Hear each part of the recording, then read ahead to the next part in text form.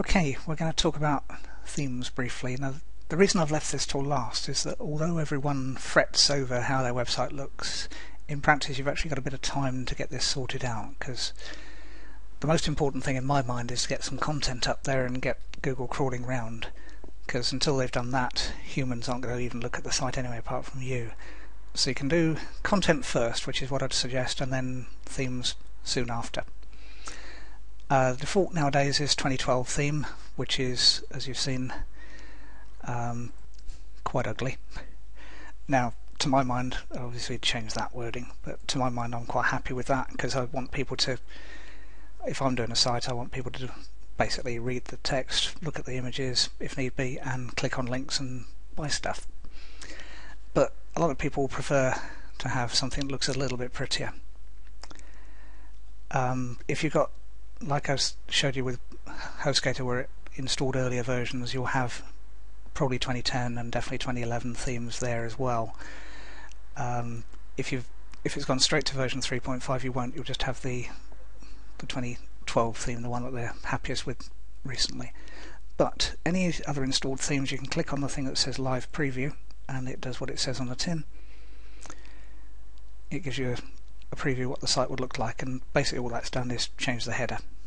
But you can also change the tagline, so and that happens as it goes, but it won't save it because I'm not going to tell it to. You can change the colours,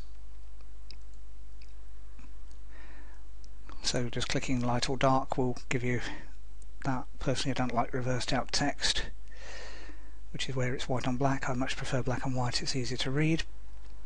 The layout, content to the left is standard nowadays, don't change that unless you're graphics designer freaks, but basically don't change it. Header image you can change. Background image, I tend not to use one, I find it distracting. Static front page is what we set on the other one, so you can cancel out of that.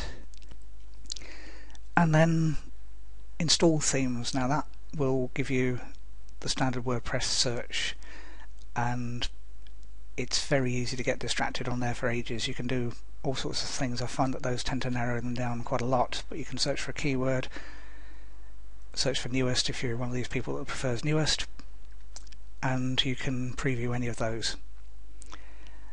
And so you choose one that you think looks okay, you can preview it, and it now previews you what your current site would look like ish on that.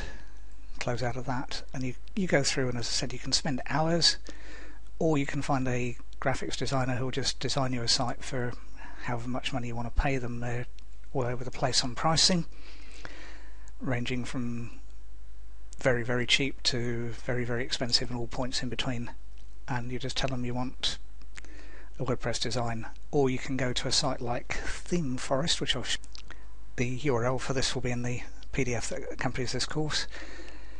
As you can see, there's 8,000 at the time of viewing, and you can search by WordPress, which is what you want. Now these are themes that other people will have used. That's fair enough. And again, you can choose whatever, so your corporate look, you can go for that.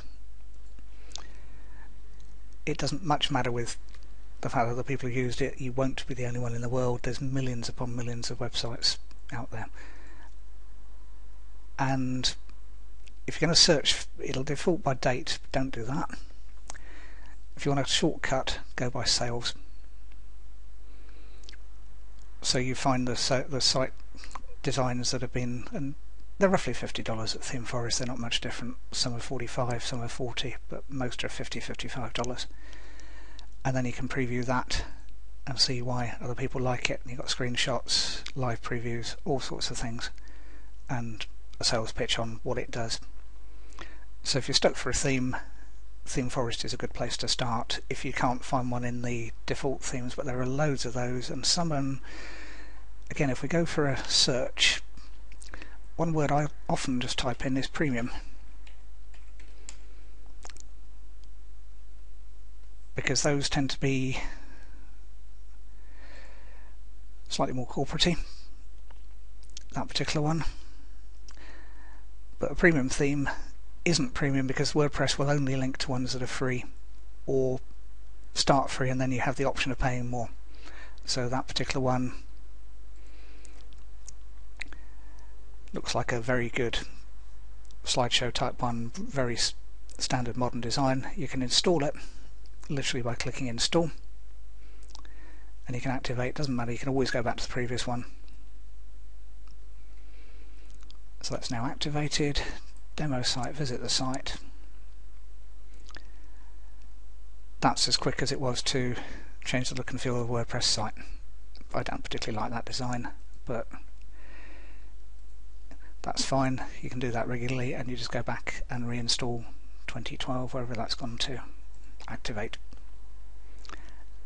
That's how you change the look and feel of WordPress. So now you know everything that you need to know. If you don't, there's a few places you can go for support. One is Fiverr, where there's people that will sort out any WordPress problem you've had,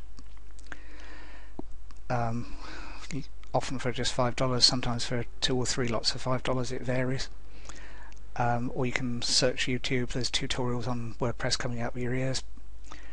But this will give you 95% upwards of what you need to know, and the other 5% will be individual to you, so you'll need to find what you need to find, if that makes sense.